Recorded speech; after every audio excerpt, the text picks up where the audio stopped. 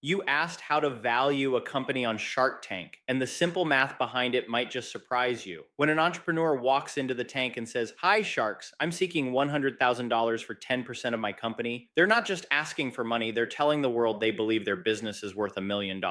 But that's just the sticker price. The real question the sharks are asking themselves is that valuation a joke or is it a jackpot?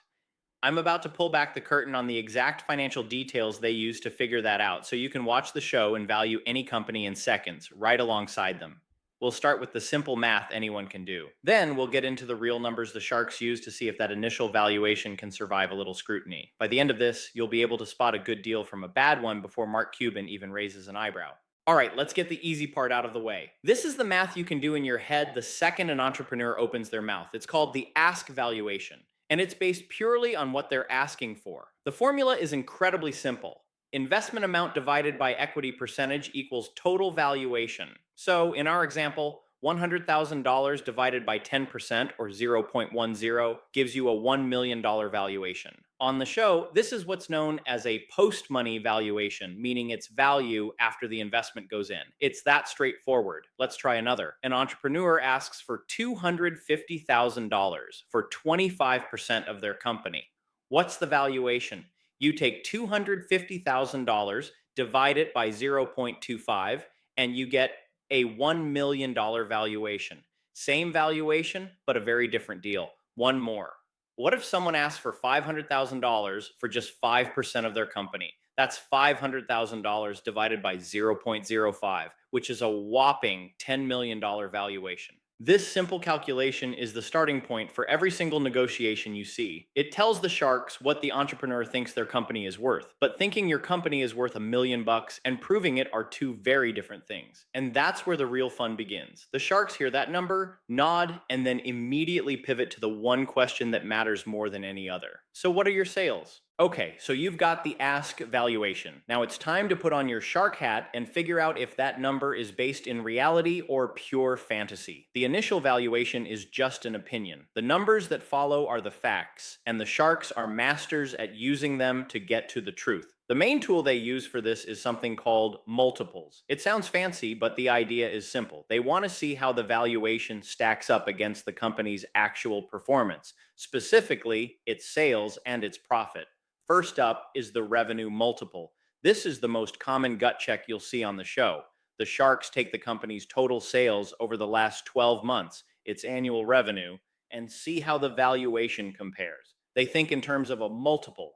For a standard retail business or a simple consumer product, a valuation in the ballpark of 1 to 3 times its annual revenue might seem reasonable. But for a fast growing software company with recurring monthly subscriptions, that multiple could be much higher, maybe 5 times, 10 times, or even more. Let's imagine a company that sells specialty coffee beans. The entrepreneur walks in asking for $200,000 for 20%, which implies a $1 million valuation. Then a shark asks the golden question: what were your sales last year? The entrepreneur proudly says $250,000.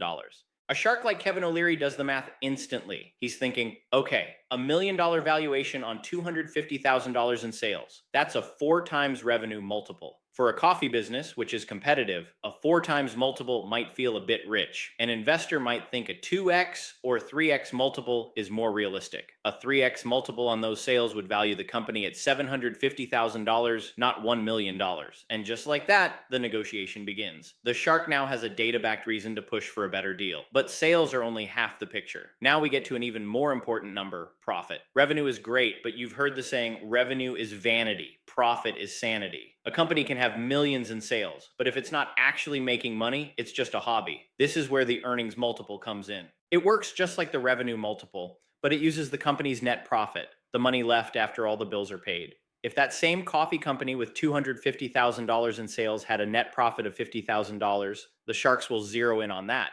The entrepreneur is asking for a $1 million valuation. With $50,000 in profit, that's an earnings multiple of 20 times. $1 million divided by $50,000. A 20 times multiple means you're paying 20 times the company's current annual profit for your piece of the business. That's a steep price and signals a very long road to getting your money back.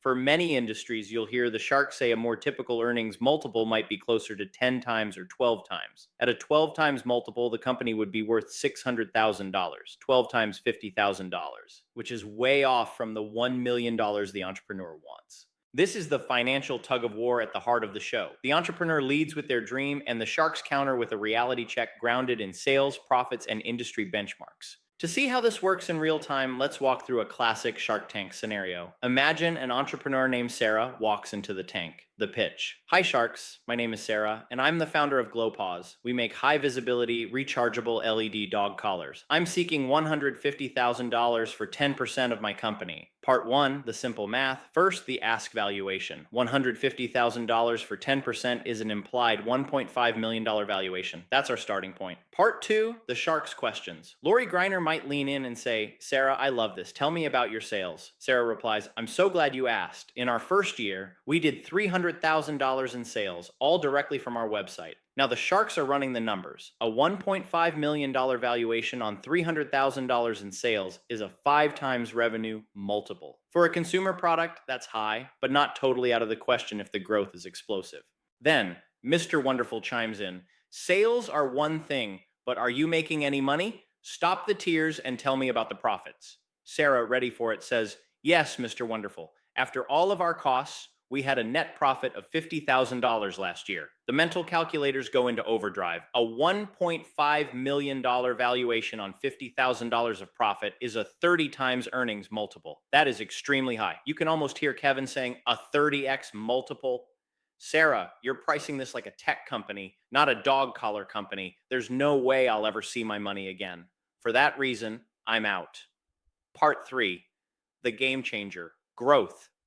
This is the moment where the deal seems to be falling apart. The revenue multiple is a stretch and the earnings multiple is laughable. But then Sarah plays her trump card. Sharks, I understand your concern with the multiples, but what you don't know is that 3 months ago, we signed a test order with a major national pet store chain. Last week, they confirmed a nationwide rollout with a purchase order for $1 million over the next 12 months. This changes everything. The sharks are no longer valuing a company based on its past performance of $300,000 in sales.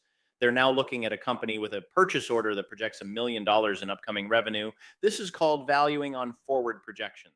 Suddenly, that $1.5 million valuation doesn't seem so crazy. It's only 1.5 times its future contracted sales. Mark Cuban might see this and realize that with his connections, he could get GlowPaws into even more stores and blow that number out of the water. The growth potential suddenly justifies the high entry price. The valuation just went from a joke to a jackpot, all because of one piece of information: confirmed predictable growth. But here's the final secret. Valuation isn't just a science, it's an art. If a deal were only about the numbers, you could just plug them into a spreadsheet. But Shark Tank is about investing in people just as much as it is about investing in companies. There are intangible factors that can make a shark jump on a deal, even if the valuation is a little rich. First, is the entrepreneur themselves impressive? Are they a brilliant engineer who holds the patent?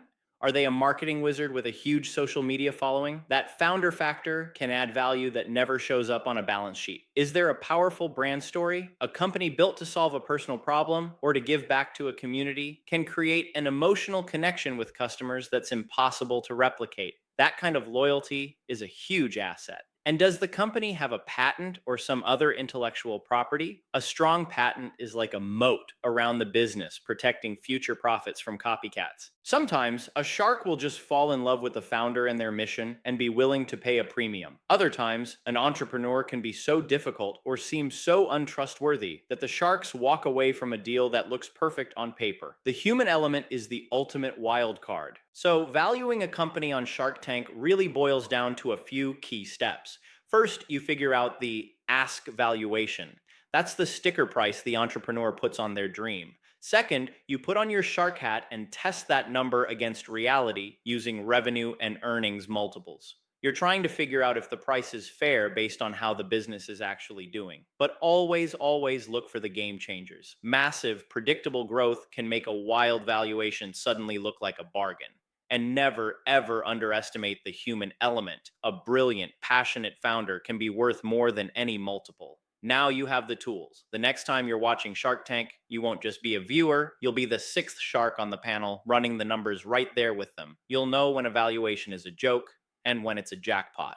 If you learned something new and feel a little more like a shark yourself, do me a favor and hit that like button and subscribe for more breakdowns of the business world. And now I've got a question for you. What's the most outrageous valuation, good or bad, that you've ever seen on Shark Tank? Drop it in the comments below. I want to hear about the deals that made your jaw drop. I read every single one. Thanks for watching.